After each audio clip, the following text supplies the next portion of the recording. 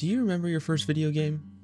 That feeling of holding the controller for the very first time, stepping into a brand new world and thinking to yourself, anything is possible?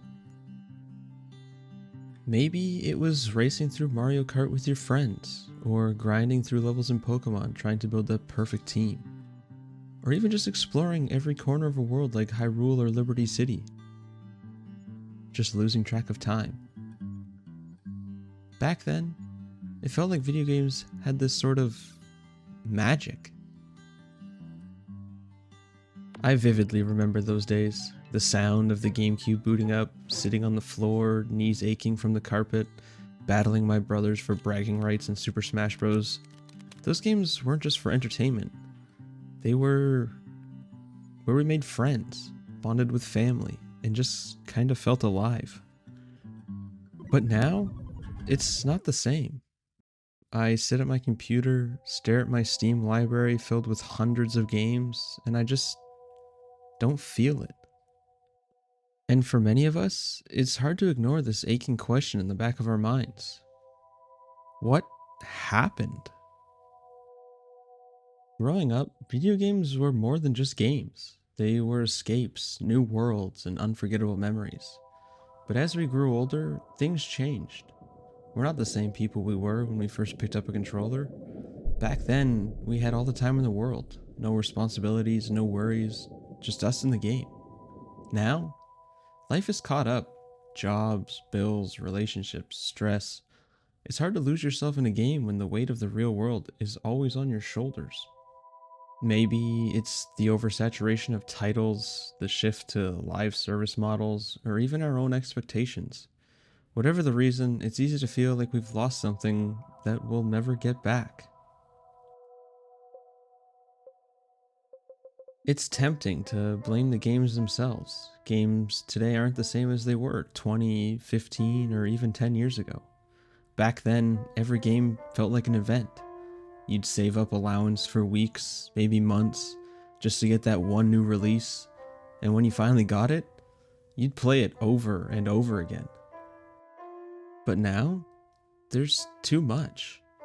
A new game drops every week, every studio is chasing trends, whether it's battle passes, loot boxes, or endless online grinds. The focus has shifted from creating timeless memories to keeping players hooked and seemingly their pockets empty. Today, gaming isn't just about fun, it's about business. Developers aren't just selling games, they're selling time.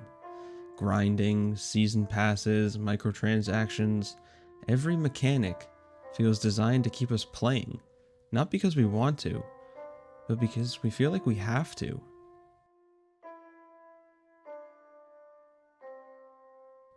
And sure, the industry shifted, but so have we. I think about who I was as a kid. I could sit down and lose myself in a game for hours without worrying about the world outside. But now, even when I play, part of me is still thinking about work deadlines, texts I haven't answered, or how late it's getting. The magic feels buried under the weight of life. But what if the magic isn't gone? What if it's just different? Video games, like us, have evolved, and while they may not feel the same as they did in our childhoods, that doesn't mean they're worse. In fact, there's more to love now than ever before. Here's what I've realized. The magic hasn't disappeared, it's not gone. It's changed, and maybe we've been looking for it in the wrong places. Sure, games today might not feel like they did when we were kids, but that's because the magic isn't in the games themselves. It's in the way we experience them. And today, we have more ways to experience that magic than ever before. Think about the games that have stuck with you recently. No, not the big budget AAA titles, the smaller ones. The ones made with love, care, and from the heart. Because while big studios are chasing trends, indie developers are chasing creativity. They're creating the kind of experiences that remind us why we fell in love with gaming in the first place.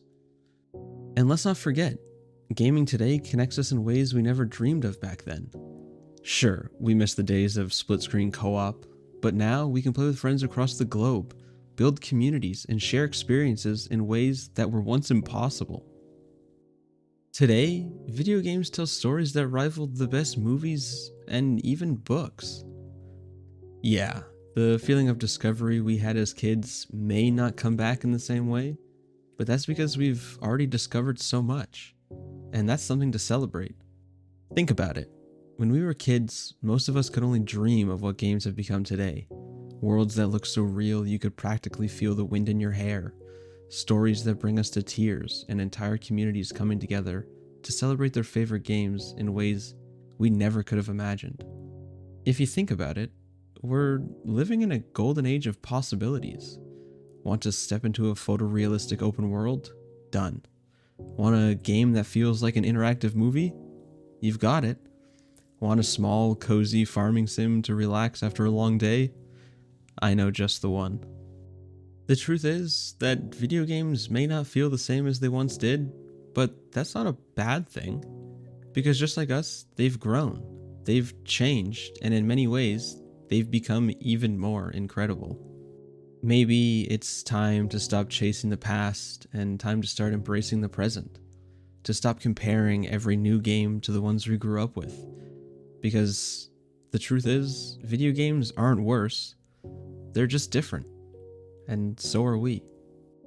The magic of gaming isn't gone. It's still there. It's in the joy of discovering a hidden gem, in the laughter of a late night gaming session with friends, in the stories that will stay with us long after the credits roll. If you've enjoyed this video, why not hit the like button and consider subscribing? Let me know your favorite gaming memory in the comments. And remember, the best game isn't behind you. It's the one you're about to play. You just have to press start. Thanks for watching.